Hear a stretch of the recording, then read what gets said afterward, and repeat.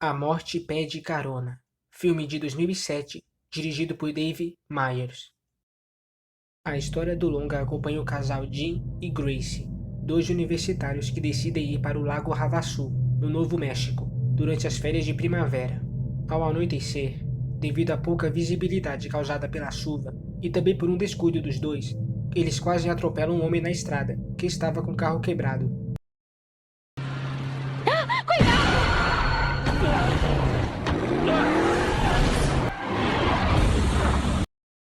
Apesar da manobra brusca, ninguém havia se machucado, e preocupado com o homem que quase atropelaram, Jim diz que vai voltar para ver como ele está, e talvez oferecer uma carona para ele.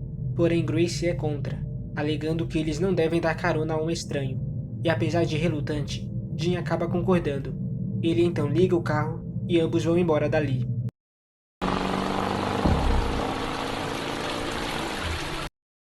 Algum tempo depois, eles param num posto de gasolina para comprar comida e abastecer o carro.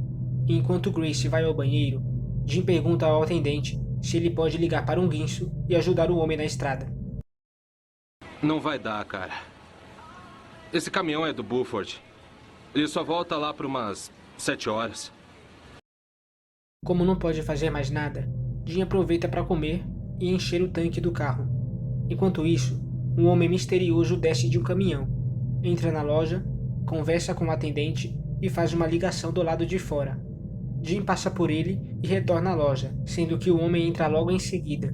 Após conversar com os dois, o atendente liga os pontos e diz que esse deve ser o cara com o carro quebrado na estrada, que Jim havia falado mais cedo. Desculpa por ter deixado você lá. Era você?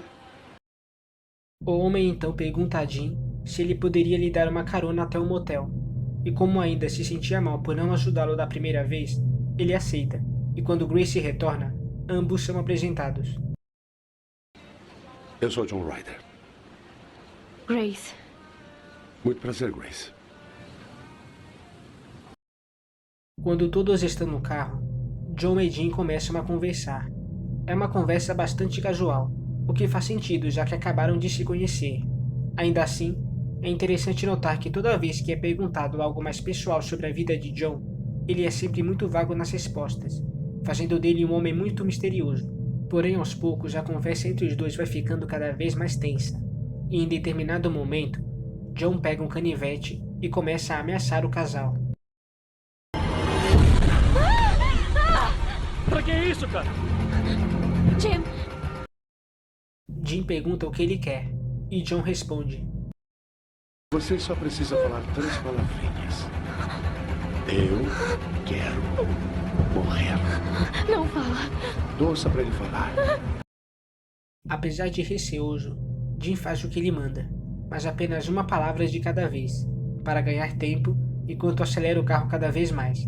E quando ele finalmente atinge uma velocidade bem alta, Eu não quero morrer! A porta dele! Abre! Eu vou jogar pra fora!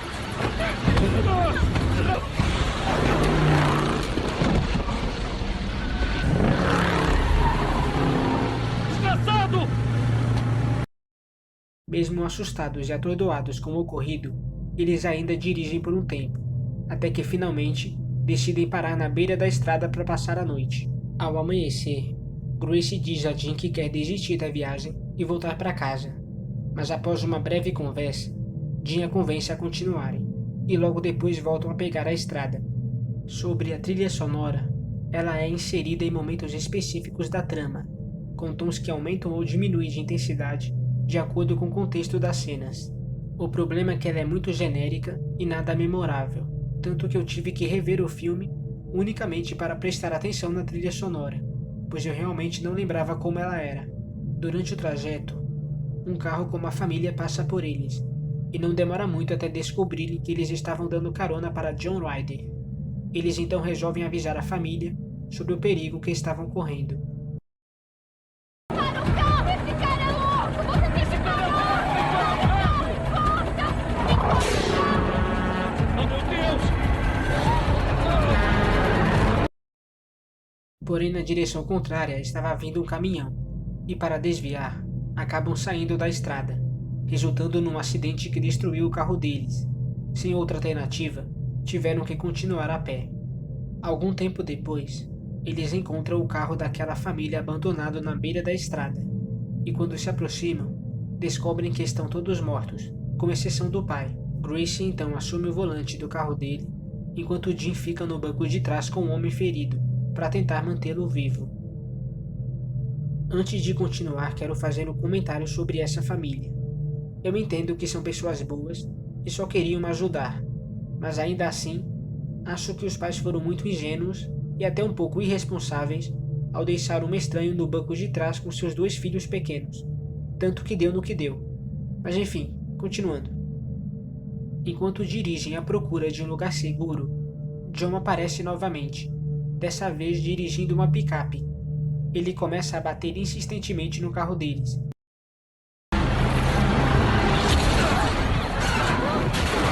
Não dá pra correr mais! Acelera! Eu tô tentando, ele não vai! Eu não quero morrer aqui! Mas eventualmente acaba desistindo e pegando o desvio na estrada. Mais adiante, eles chegam no estacionamento de uma lanchonete. Jim fica no carro, enquanto Gracie sai para pedir ajuda. Liga pra polícia, por favor, é uma emergência. O que aconteceu? Toalhas, eu preciso de toalhas.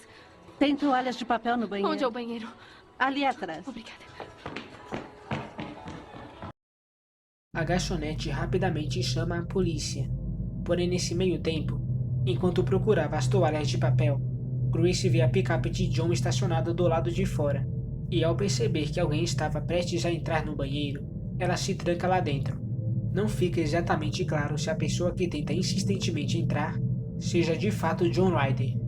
Porém, o mais provável é que seja ele sim.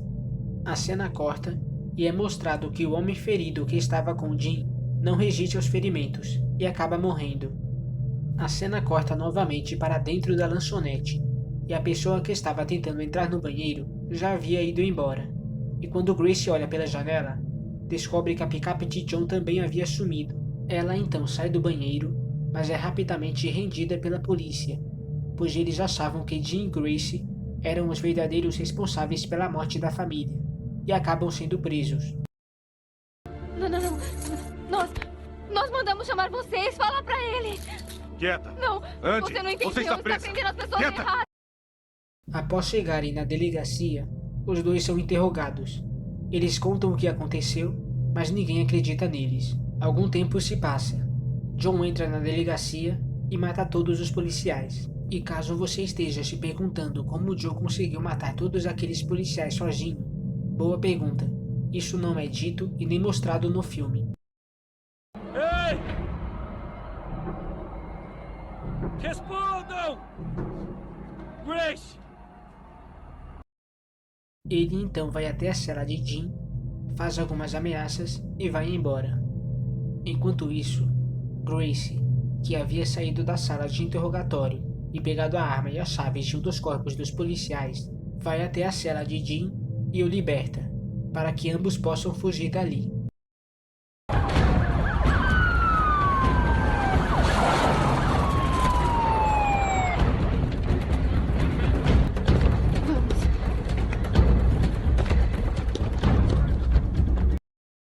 Eles andam, têm uma breve discussão sobre a situação em que se encontravam e quase são esmagados por um carro que caiu do topo de uma montanha.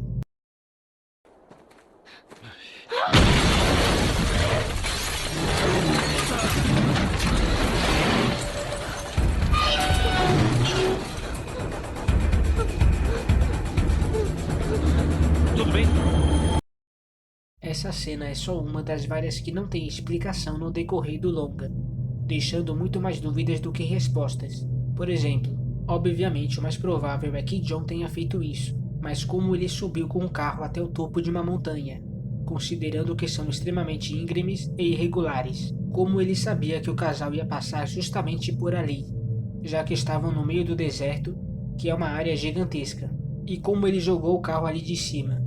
Ele acelerou e se jogou para fora do veículo antes dele cair? Se alguém souber a resposta para essas perguntas, deixe nos comentários. De volta à delegacia, somos apresentados ao Tenente Sterridge, a autoridade responsável por assumir a investigação do caso após o banho de sangue ocorrido por lá. Arrume helicópteros, quero vigilância no céu. Parece que temos mais um suspeito.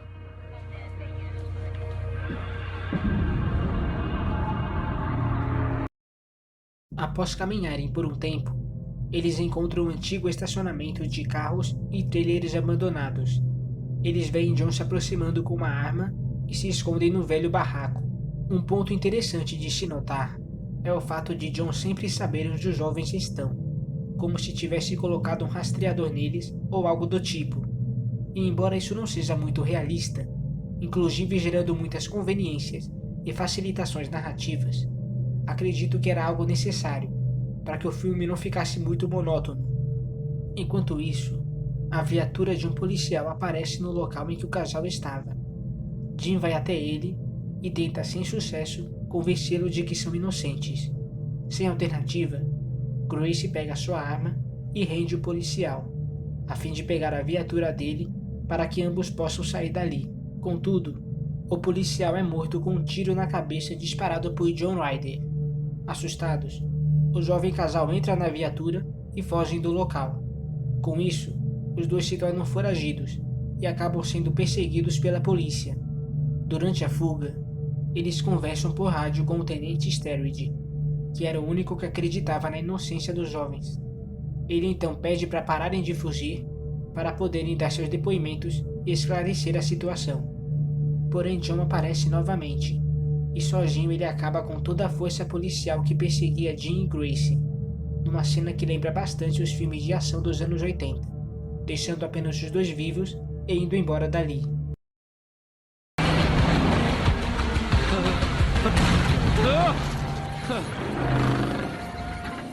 Pra onde ele tá indo?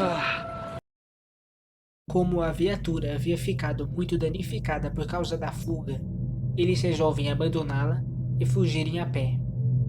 Ao anoitecer, os dois encontram um motel, invadem um quarto e, após descansarem um pouco e tomarem um banho, Jim diz que vai procurar um telefone para ligar para seus pais e pedir ajuda. Algum tempo se passa e, após adormecer enquanto assistia um filme, Grace sente uma mão massageando seu corpo. A princípio ela pensa que é Jim, mas logo descobre que se trata de John Ryder. Eles têm uma breve luta. Grace corre até o banheiro, pega sua arma e se tranca lá dentro. Ela poderia usar a arma e acabar com o assassino ali mesmo, mas por conveniência do roteiro, isso não acontece. Enfim, continuando. Não demora muito até Grace se dar conta de que John havia ido embora, e após se vestir, ela sai à procura de Jim. Ela o encontra, porém ele estava acorrentado entre dois caminhões, sendo que John estava em um deles, com o pé no acelerador. Ela então aponta sua arma para ele e pede para desligar o caminhão, mas ele adverte que caso seu pé escorregue do pedal, o caminhão vai dar partida. John pede para Grace entrar na cabine, apontar a arma na cabeça dele e atirar. Eu quero morrer. Nessa hora os policiais chegam no local e cercam o caminhão, pedindo para Grace largar a arma. Ele insiste para ela atirar, porém ela não consegue e apenas implora para ele não fazer isso. Ele então retira a arma da mão dela e pisa no acelerador, partindo Jim ao meio. Essa é a morte mais gráfica e violenta de todo o longa, pois na maioria das vezes não vemos John matar ninguém, somente os corpos das suas vítimas são mostrados. E mesmo quando o filme resolve mostrar ele matando, ele faz isso utilizando armas de fogo. A cena corta e, após ser examinada, Sterridge diz para Grace que John Ryder é apenas um nome falso, roubado da identidade de outra pessoa. Seu nome verdadeiro é desconhecido, não tendo sequer um registro de digitais, fazendo dele praticamente um fantasma. Após isso, John é interrogado pelo Tenente Sterridge, que apesar das tentativas, não consegue obter muitas informações. Desejo que faça uma boa viagem. Vamos conversar de novo em breve. Talvez da próxima vez você seja mais simpático. Ele então será escoltado e transferido para outro local, enquanto Grace será escoltada por Sterridge até Albuquerque para uma avaliação psicológica e onde seus pais a estarão esperando. Como o filme já está indo para sua reta final e nenhum personagem novo de relevância vai aparecer, quero falar o que achei da atuação e dos personagens. Os protagonistas Jim e Gracie, interpretados por Sophia Bush e Zachary Knighton, são convincentes em interpretar um jovem casal apaixonado, inseridos numa situação de vida ou morte. Eles tomam algumas decisões estúpidas no decorrer da história, mas considerando o contexto em que estavam, por um lado isso é até compreensível. O Tenente Sturridge, interpretado por Neil MacDonald, tem uma atuação padrão de um típico policial. Não é ruim, mas também não é nada excepcional. Contudo, eu gostei que o seu personagem é o único inteligente o suficiente para perceber que os jovens são inocentes de todos os assassinatos ocorridos no filme, ao contrário de todo o restante da força policial. Sobre os coadjuvantes, eles não têm muito destaque, estando ali basicamente só para preencher espaço de tela ou morrer nas mãos do assassino. A única exceção é o atendente do posto de gasolina, interpretado por Kyle Davis, que tem alguns diálogos engraçados e é relativamente memorável. Não tô dizendo que ele é incrível, e muito menos que rouba a cena, tanto que ele só aparece no começo e é uma participação bem rápida. Porém, se comparado aos outros coadjuvantes do filme, ele de fato é o melhor de todos, pelo menos na minha opinião. Mas obviamente o grande destaque fica por conta de John Ryder, interpretado por Sean Bean. Ele alterna de uma pessoa 100% normal para um completo psicopata em questão de segundos. Sua presença é bastante intimidadora e ao mesmo tempo misteriosa, e o fato de não sabermos nada sobre seu passado meio que torna a mística de quem ele é, ou o motivo de fazer as coisas que faz, muito mais interessante do que uma justificativa genérica e padrão. Agora voltando para a história. Em determinada parte do trajeto, Joe consegue se soltar das algemas, mata os policiais do furgão e causa um acidente na estrada.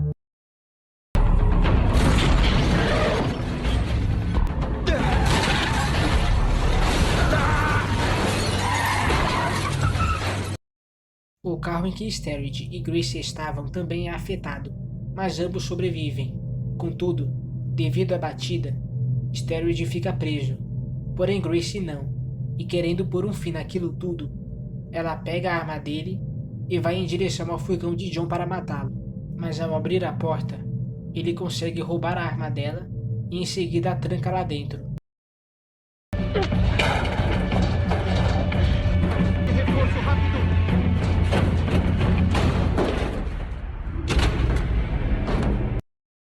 Gracie consegue pegar a arma de um dos policiais mortos na cabine e tenta escapar de lá, mas do lado de fora John atira na gasolina que estava vazando, fazendo o furgão explodir.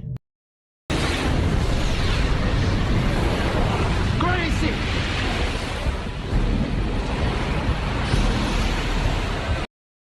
Ele então vai em direção a Sturridge, que ainda estava preso, aponta sua arma e dá um tiro na cabeça dele, indo embora logo depois.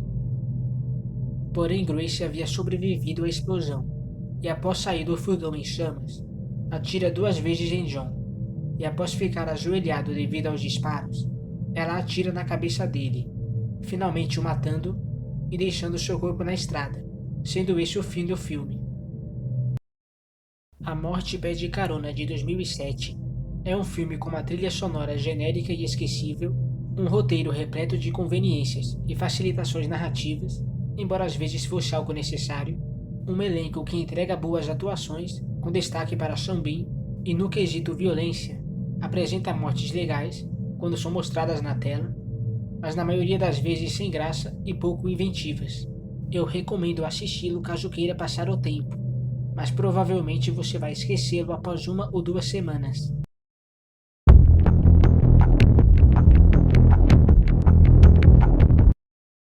Este filme é um remake do original de 1986, que inclusive ganhou uma sequência no ano de 2003.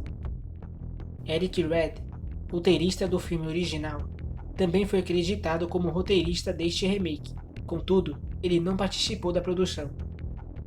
Rutger Hauer, que interpretou John Ryder no original, recebeu uma proposta para fazer uma participação especial, mas recusou por razões artísticas.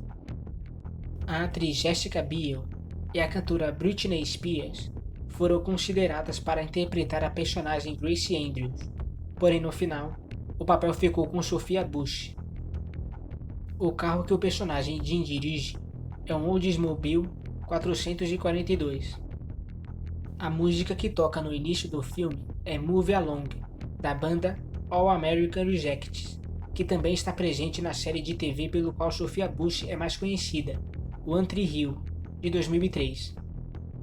Sean Penn optou por passar pouco tempo com seus colegas de elenco, acreditando que isso faria a interação na tela entre eles ser mais realista, pois isso o tornaria mais desconhecido e ameaçador.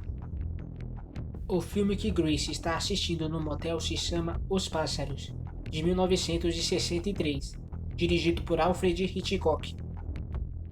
Dave Meyers, diretor do filme, aparece na carteira de motorista do verdadeiro John Ryder. As marcas de bala deixadas nas costas do colete à prova de balas de John formam a letra H, remetendo ao título original do filme, The Hitcher. Fala galera, beleza? Para aqueles que ainda não são inscritos no canal, inscrevam-se. Sobre o vídeo, deixe seu feedback com like ou dislike, usem os comentários para elogios, críticas e sugestões, compartilhem para o máximo de pessoas que puderem e me sigam no Instagram. O nome do meu perfil é o Mestre do Terror. O link vai estar na descrição. Dito isso, vejo vocês em breve.